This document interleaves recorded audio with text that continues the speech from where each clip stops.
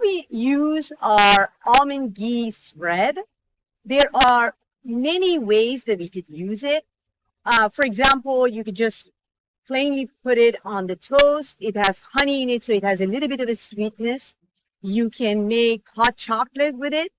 You can put it as a frosting on top of your cupcake, a homemade cupcake, or if you have a croissant, just open it and put this spread on it.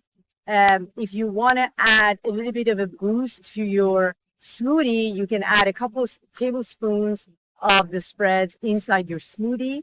We have two different types of spreads. One is almond cacao, and all of our spreads have ghee and honey. And the other one is sunflower and added golden milk, which is an Ayurvedic spice of turmeric, cinnamon, and ginger. Try both of them, and they're both delicious.